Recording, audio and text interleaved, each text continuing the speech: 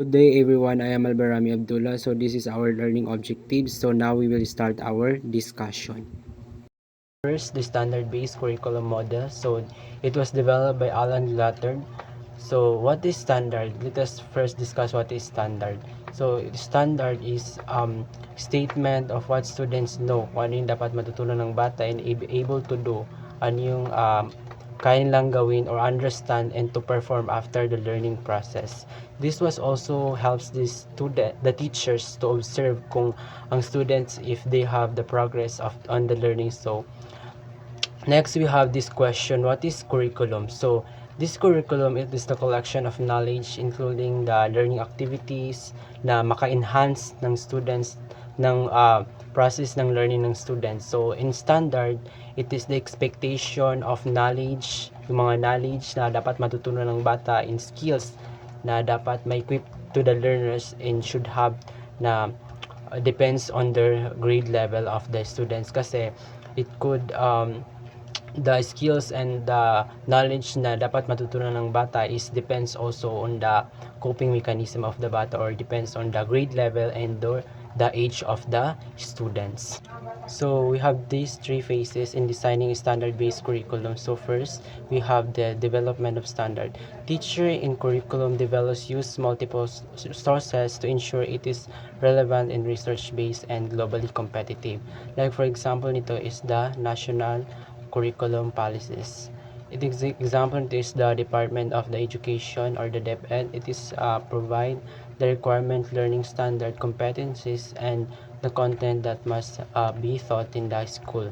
Next, we have the subject expert that ensures the content is accurate, updated, and aligned with the disciplinary standard. Ang halimbawa nito, everyone, is the science, math, the language specialist na mga teacher. So we have the next, the research findings. It guides the use of effective teaching strategies and assessment methods based on evidence of what students improve and learning. So ano yung dapat improve ng students sa kanilang learning based on the research findings. The teacher inputs contribute also to practical classroom experiences. It helps adjust standard for students' needs, kung ano yung needs ng mga estudyante in the context and learning diversity for the diverse learning of our students.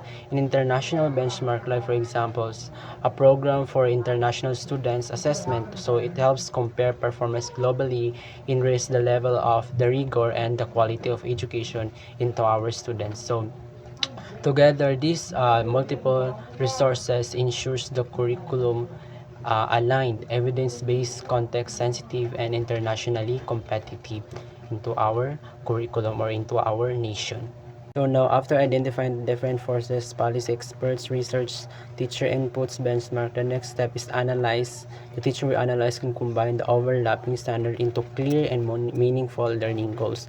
So how do the teachers do that? So first, we should be cluster related standard. If the standard says that, like for examples, explain the Darwinian theory, identify adaptations, describe survival of the fittest. The teacher sees these all focus on natural selection. So it could be synthesized into one integrated standard instead of teaching them separately para hindi malito yung mga students. So the teacher rewrite them into a deeper standards such as the students explain how natural selections lead to adaptation in species changes over time. So in this way, it becomes more contextualized to students in the real life, and the teachers connect it to the local examples. Like for examples, the mosquitoes, the resistance to insecticides in the Philippines, or crop adaptation to climate. So this makes the standards more meaningful and relevant to the students, and it becomes more aligned to the assessment and activities that the teachers then design performance tasks. So after that refinement, after that combining refinement, the standard, the next step is classify and prioritize the learning. So the teacher usually divide this standard into two, which is the essential standard. This must master of the students. So there are the core competencies that all students are expected to achieve, na ma-achieve ng mga estudyante. They focus on foundational understanding and long-term retention. Like for examples and essential, yung dapat na matutunan ng bata. The students explain the natural selection using the real life examples. So the students describe how the adaptations help the organisms to survive. So these are necessary for the scientific literacy and future learning of our students. So in enrichment standards, it is the extension or advance. It is deal with this go beyond the core and are intended for deeper, comparative, and higher level thinking of these students. Like for example, the students compare Lamarckian and Darwinian theories of evolution. So here, the students analyze modern evidence supporting natural selection. So in short, the teachers classify standard to ensure that all the students should master the essential learning experiences, and advanced learners are challenged with deeper or extended learning that needs of our students. So after identifying the phase 1 in which the teacher identify and classify standard and refine, the next step is the phase 2 in which development of the benchmark. In this benchmark, it answered the question at what level, kung anong level and what grade students, anong specific na grade ng students that should master this standard. So here are the clear tips on first. We have first review the decision about the content emphasis, revisit which students are essential and which are enrichments. It focus on benchmark only the most important learning outcomes. Next, it's that identify the standard for continuing development. Some standards are long-term, like or spiral learning. These may not become benchmark at one grade level because they develop across multiple years, pang matagalan, kumbaga. Third is decide who will identify the benchmark may be developed by a curriculum task force. Kailangan ng subject areas or committees or classroom teachers depending on the system. Examples are guided by the Department of Education Standards. So the fourth one is develop the initial draft of benchmark. Write the clear, measurable statement showing what students should know, ano yung dapat matutunan and able to do in a specific grade level. So in 5, evaluate the revised use criteria, clarity, measurability, alignment, and appropriateness. This secure teacher review, gather feedback, and devise if there's a need of revision of the curriculum that the teacher been made. So this ensure the phase 2 ensures that standards become specific and to the grade levels expectation that the clear and measurable and developmentally appropriate for our students. So this is an example of the phase 2 in which the evolution across the grade levels of our students. So this benchmark of development across grade levels is properly structured for the students. So this is the standard broad goal in which the students understand biology and evolution. So for in order for the students to ma-teach ito na mas madali kasi it's so general to teach directly. So we broken down into grade level benchmark showing progression of learning from grade 6 to grade 10. So the benchmark across grade levels is a parallel progression. First, the grade 6 identify the inherited traits in organism. Grade 7 will explain the variation within the population, and the grade 8 describe how environmental factors create selection of pressures. The grade 9 will explain the natural selection using the scientific evidences. The grade 10 will analyze the fossil and genetic evidences using the supporting evolution. So why is this effective? It is effective because it shows developmental progression from simple identification to analyzation of the students. It follows spiral approach similar to structure used by the Department of our education curriculum. So each benchmark builds towards a deep understanding on evolution by the grade 10 students. So in here, ensure that phase 2 ensure that a broader standard is broken into clear para mas madaling maintindihan ng mga student natin in the grade specific expectation that gradually increase and depends on the complexity of the task and deep understanding of our students. Lastly is the phase 3, the development of final products. So in this phase, the standards and the benchmark are transformed into actual classroom tools na gagamitin ng teacher. So here the explanation. So how standard and the benchmark are transformed in phase 3. So in a curriculum guide, the broad standard and grade level benchmark are organized into formal curriculum guide. The curriculum guide is includes the content of the topic, kung ano yung content ng topic na yon, the grade level of competencies, the mga learning competencies, the learning outcomes, the performance standard, kung ano yung perform ng mga estudyante, and the suggested time allotment that the teacher being used. So this document tells teachers what to teach, kung ano yung dapat ituro sa students, and the expected level of the mastery of the students. So next is the into scope and sequence charts. So the standards and benchmark are arranged to scope first the scope, the content covered within the school year. So within the school year yan siya. So it's sequence also the logical order of the topics, kailangan nasa spiral progression siya.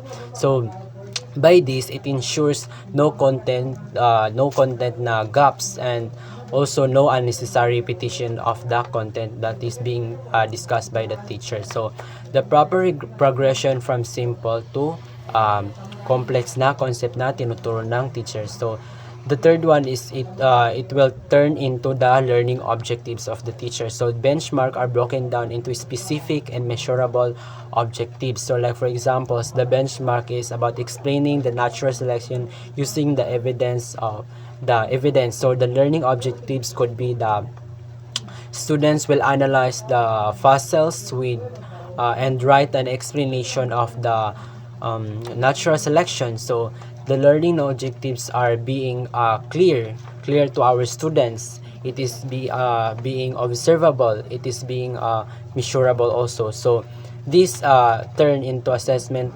This also turn into assessment tools. So once our objectives are clear, the teacher develop the quizzes, the tests, the other performance tasks that could promote the psychomotor skills of the students with the rubrics, of course with the rubrics and also the projects. So this assessment must align with the benchmark and objectives to ensure the students truly met the standard, or it has a validity. It measured what needs to be measured. So into teaching materials, finally the teacher prepared the lesson plans, the PowerPoint presentation, the activity sheets, the laboratory activities, and the structural modules. So these materials help students achieve the objectives and master the standard. So in simple terms, the phase 3 transformed the standards and benchmark into practical classroom tools na magagamit ng teacher. From the curriculum guide, its scope and sequences, the learning objectives, the assessment tools, and the teaching materials that the teacher will use. So this phase ensures that the national standards are translated into actual teaching and learning in the classroom, so that the teacher or the standard curriculum, the learning outcomes or the objectives can be met in the classroom by the learners. This standard-based curriculum development model has also strengths and weaknesses. So let us identify the strength of the standard-based curriculum development model. So we have the first, the clarity in the alignment. So in the standard, it is clearly state what students must learn, kung ano yung dapat ma-learn ng students and must master. The learning objective and assessment are aligned with those standards, so everything has clear direction and the purpose of the assessment of the students. Second is the accountability, because the expectations are clearly defined, for example through the national standard set by the Department of the Education. So the schools and teachers can measure whether students are meeting the required competencies set by the DepEd curriculum. So the third one, it reduces curriculum overload. So it is by identifying the essential standards, kung ano lang yung dapat na ituro sa students, and it teachers focus only on important content. So this prevents teaching too many topics without depth and allowing mastery of the key concept na estudyante. Imbis na mag-focus doon sa rote memorization, so mag-focus na lang yung teacher doon sa ituro niya na mag-promote ng deep understanding sa estudyante. So we have also identified the weaknesses of the standard-based curriculum development model. So first, it may limit the teacher creativity. So it is strict standard restrict teachers from exploring innovative methods or adding topics beyond what is prescribed. So it is also risk of teaching to test when standards are strongly linked to assessments. Teacher may focus mainly test preparation rather than deep understanding. So the last one is over standardizations. Applying the same standards to all learners may ignore the different students' interests, abilities, and local context, especially if our students has different if our students has disabilities. So in short, these standard-based models promote clarity, the accountability, and focus, but it may reduce the flexibility, encouragement of test-centered teaching, and limit responsive to diverse learners. So now let us try to connect the standard-based curriculum model, try to connect into the Philippine context curriculum to that we can use in our Philippine context in a concrete Philippines application. So imagine in designing, you are designing a grade 10 science curriculum. It is about evolution. So the step one that you need to do is identify the essential standards. So what is this standard? So the students evaluate evidence supporting the evaluation. So in the Philippine context, this aligns with the science competencies required by the Department of the Education under the Key to 12 or the secondary science curriculum. So these steps ensure that the grade 10 students are not just memorizing those evolution, but expected to critically evaluate scientific evidences. So this it reflects the national goal of developing scientific literate learners for concrete Philippine application, because the Philippines is culturally and religiously diverse. So the standard focus on scientific evaluation of evidence, not just about the attacking the personal beliefs of our students. It also promotes critical thinking ability of our students while maintaining respect the diversity. So the step two is developing the benchmark. So in the benchmark, we should break the standard into measurable expectation for our grade 10 learners. It first analyze the FOSTA records, compare the DNA similarities among species, and address the common misconception about the evolutions. So in concrete Philippine application, the students may study fossil found in Southeast Asia. So the DNA similarities between humans and other primates, and the misconception that is most common among the Filipino students, like for example, the human came from the monkeys because of their religious beliefs or spiritual beliefs. So this in steps ensures learning is in the grade level appropriate and evidence-based learning. It is sensitive to common local misunderstanding of our students. So, in a step 3, develop learning objectives and performance tasks. Dito, magde-develop na yung teacher ng performance tasks. So, the learning objectives could be the students will write a position paper explaining the scientific evidence for evolution while respecting the diverse beliefs of our students. So, this transforms the benchmark into more measurable tasks. In a concrete Philippine application, in many Filipino classrooms, students came from strong religious backgrounds. Siyempre, we have the different family background of our students. So the task would encourage scientific reasoning of our students. It promotes the respect dialogue of our different students, develop communication skills. So yun nga, it reflects the national education goal of critical thinking of our students by respecting their own religious or spiritual beliefs and responsible citizenships. So the overall connection to the standard-based model in the Philippines context or the Philippine curriculum, the standard provide the national directions, the benchmark clarity, and the grade level expectation. The learning objectives and assessment make standards measurable and classroom ready. So this shows how standard-based curriculum models work in the Philippine setting, become structured, become aligned, accountable, and culturally sensitive into the Philippine context. So now we will be discussing another type of linear curriculum model, which is the Understanding by Design, or UDL. So this framework was developed by Grant Wiggins and J. McTighe in 2002. It becomes popular in the Philippines when it was used in designing the basic curriculum before the implementation of the K-12 curriculum.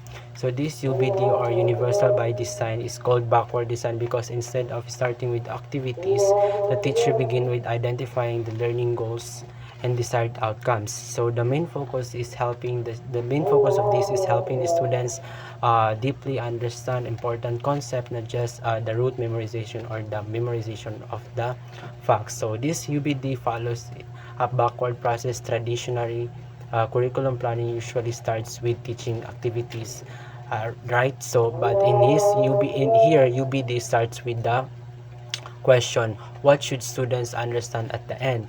After identifying the goals, teachers determine how students will show evidence of understanding. So only after that do the plan lessons and activities. So this ensures that teaching is aligned with the learning objectives of the curriculum. So in this UBD, it consists of 3 stages. So the first stage, identify the desired results. So this is the teachers define what students should know, kung ano yung dapat malaman ng students, and the understand and what able to do after the context. So next stage is the determine acceptable this evidence that that the teacher decide how the students will demonstrate understanding through assessment or performance test. So dito ma-measure kung meron ba na-understand talaga yung students doon sa context na kanilang pinag-aralan. So the last stage, which is the plan learning experiences. So this the teachers designs a lessons, the activities that help students achieve the desired result, and the assessment that you have been planned.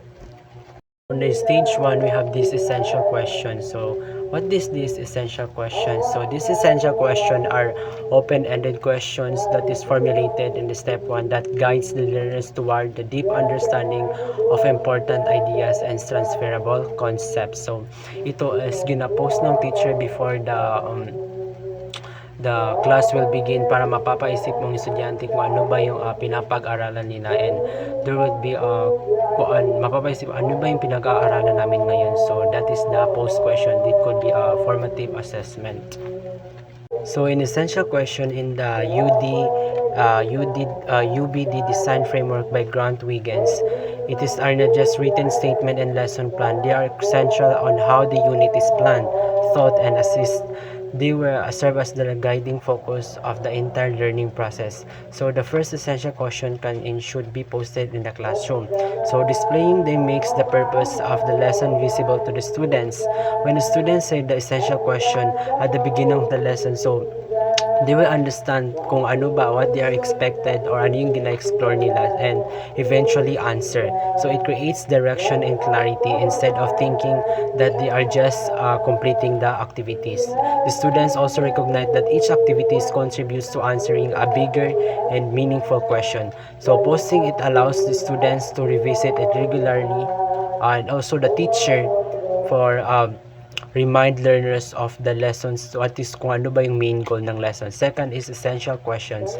These are primarily used in planning in step 1 of UBD because the teacher formulate the essential question to clarify the big idea of the unit. So this question help the teachers decide kung ano yung content na important and ano yung dapat na i-remove. So this prevents the content overload, and it keeps the curriculum focus on understanding ng mga estudyante rather than the coverage.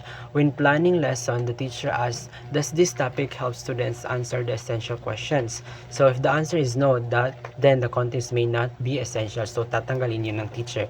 The third one is essential question is guide assessments. In step 2, teacher design assessment that allows students to demonstrate their understanding of the essential questions. The final performance task should help students provide a thoughtful response that guide the questions. If the essential question asks about the real-life application, then the assessment should require analysis, the explanation, and problem solving that not just simple recall on the students. In this way, the assessment becomes aligned with the desired understanding na gusto gustong ituro ng teacher. The fourth is essential question are used during instruction as a touchstone. So for touchstone or discussion, so what is this touchstone? So touchstones means a reference point through the lessons. So the teacher return the essential question to connect the activities in discussion. For example, after the group activity, the teacher may ask, how does this help answer our essential question? So this practice keep learning coherent and prevent lesson from becoming fragment or being a disconnected. So finally, it is essential if essential questions are not actively used, the connection between goals, instruction, and assessment may be lost. Mawawala yung teacher. So lesson may become actively driven instead of purpose driven. So the students may focus on memorizing information without understanding its relevance. So hindi nila yun ma-apply into the real life context. So the essential question ensure the coherence, the meaning, all parts of the lessons together toward a clear and meaningful learning outcomes. So essential questions are used to guide planning, shape assessment, focus on instruction, and maintain alignment throughout the unit. They are not decorative statement but the foundation of meaningful curriculum design and the UBD model, and also for the teacher para paano niya ma-anticipate yung learning estudyante niya. So after those, identify the questions and what the students need to understand on the concept that you have been discussing. We have the next step, which is the step 2, in which determine the acceptable evidence. The understanding by design framework developed by Grant Wiggins clearly departs from conventional unit design. In traditional planning, teachers usually prepare lessons and activities first, then create a test at the end. So the assessment becomes an all afterthought. However, in UBD, assessment is planned before instruction. This is the major shift. So in the step 2, it requires determines what counts as acceptable evidence of understanding of the student. So after identifying the desired results and step 1, the teacher must ask, how will I know if students truly understand the concept na kanyang tinuro? To answer this question, the answer of this question becomes the basis for assessment designs. This may include the performance task, the project-based written explanation, or other forms of authentic assessment. So we should remember that not all the performance tasks are authentic assessment. Authentic assessment. So the goal of this is to gather clear evidence that students can explain, apply, and transfer their learning. So because of assessment, it is because this assessment is planned first, and learning activities are not random. Instead, an orderly progression of lessons follows. Carefully designed prepare students for the assessment task na kanilang gagawin. So in every activities, it must directly supports the targets of understanding. If the final assessment requires students to analyze real-life problems, then classroom activities must develop analytical skills. If the assessment requires explanation and justification, the instruction must include practice and reasoning and communication of our students. So this approach ensures the alignment. The target is defined in the step 1, kung ano yung target ng teacher. So the evidence is planned in the step 2. And only then our planning experience organized in the step 3. So this is why UBD is called backward design, because it starts within and in the mind, and planning assessment first guarantees that instruction is purposeful and focused on achieving the desired results. So in step 2, where the UBD clearly differs from traditional curriculum planning because it prioritizes the evidence of understanding before designing the teaching activities of the teacher. This ensures that the coherence, the clarity, and alignment throughout the unit of the teacher. So in UBD step 2, determine the acceptable evidences. The assessment is viewed as a continuum process. It is not just a final test. So the unit should be anchored by a major performance task that shows whether the students truly understand the big idea and can answer the essential question. Like for examples, in a grade 8 math unit, on linear function. The students might create a real-life budget model using the linear equations. However, other assessments are also important that we consider. The teachers uses quizzes, observations, discussion, and short prompts to monitor the learning and give feedback along the way to the students.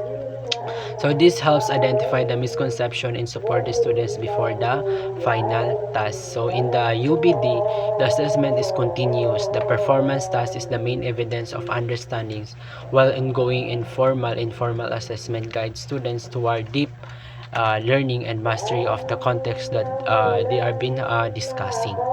And we also need to remember that every assessment you should design have clear articulated criteria para hindi mahirapan yung students, and yun yung gagamitin nilang tools para mag-guide sa kanila throughout the activity.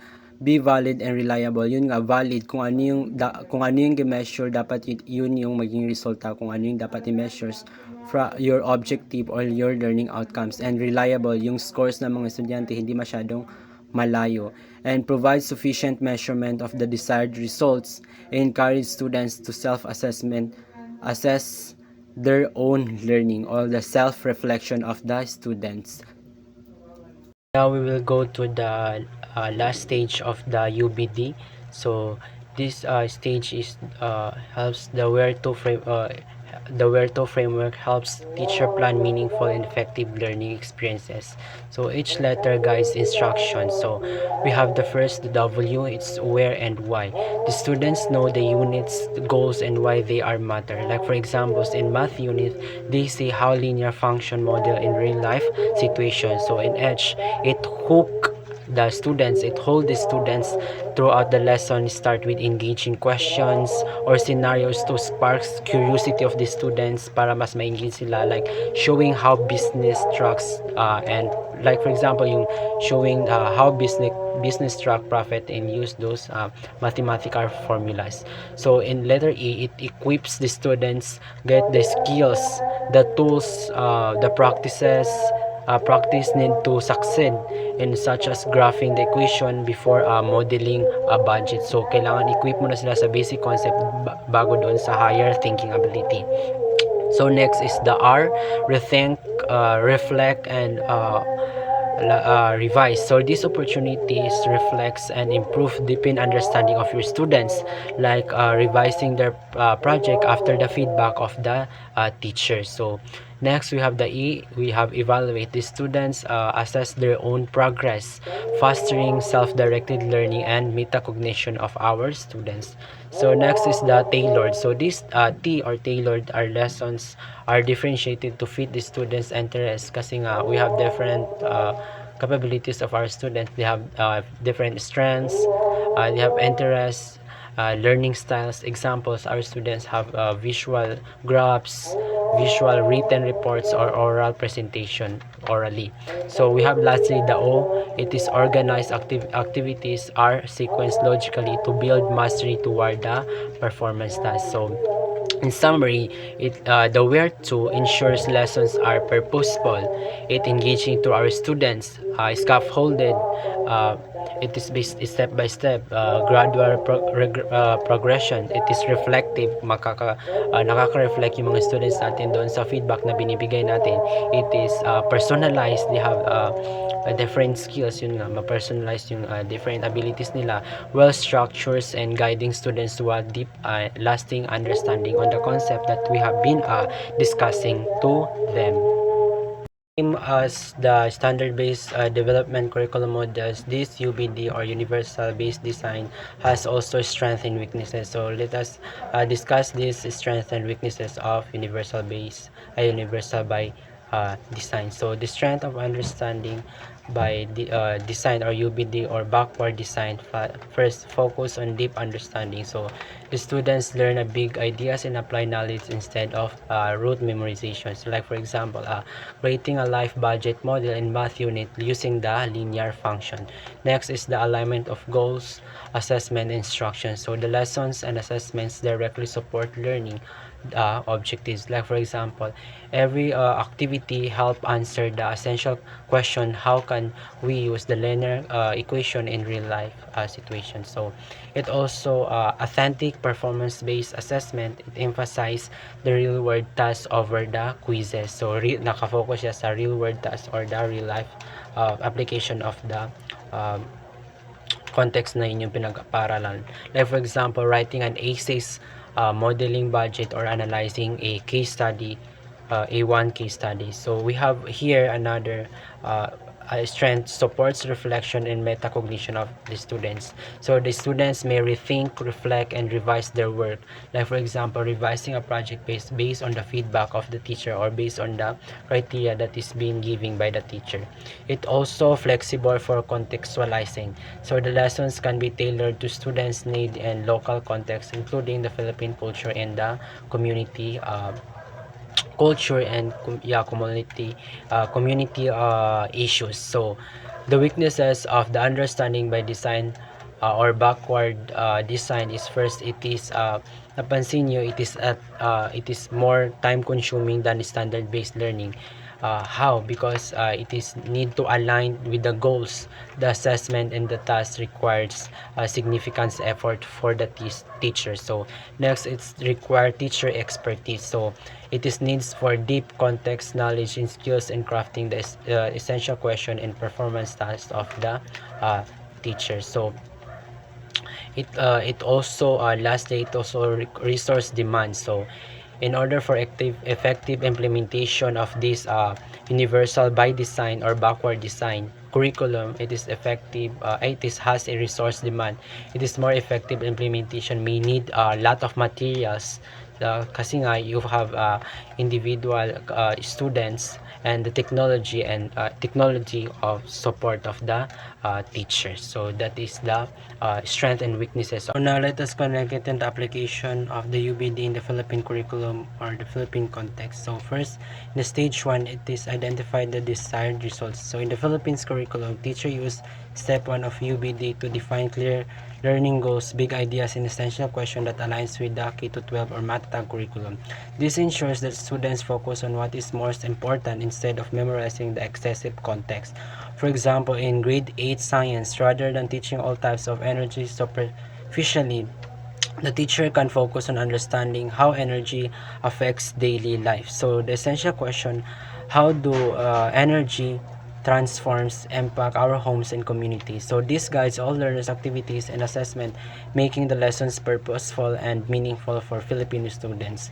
So the stage 2 is determine the acceptable evidence. So in step 2, the UBD emphasizes the planning assessment before instructions.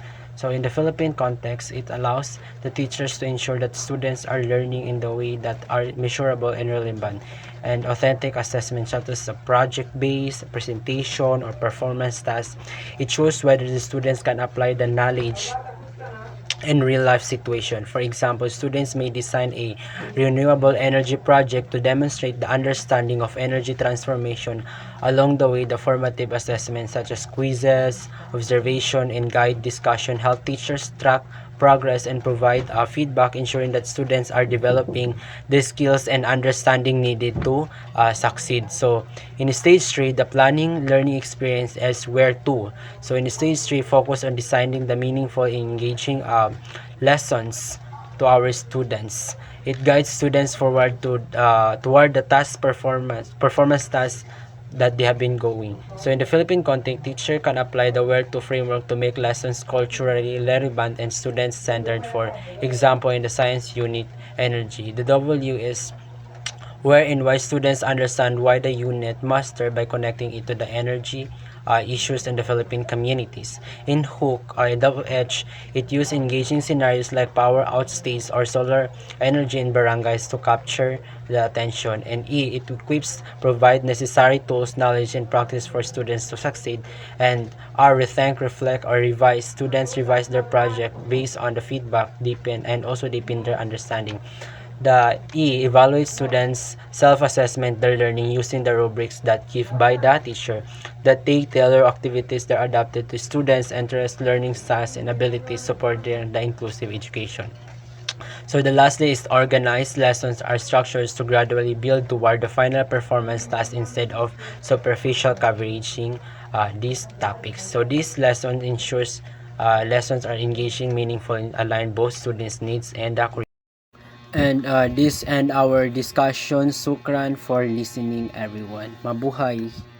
If you would like to learn more, please consult Understanding by Design by Grant Wiggins and J. Mark, thank you. So this all slides guys lagi prepare ko this is sa second curriculum which is the UBD. All slides in this PowerPoint have been adapted from their work. And yeah, if you want to read more about the universal designs, universal by designs or um, yan UBD, you could access this. I will send the link on the GC.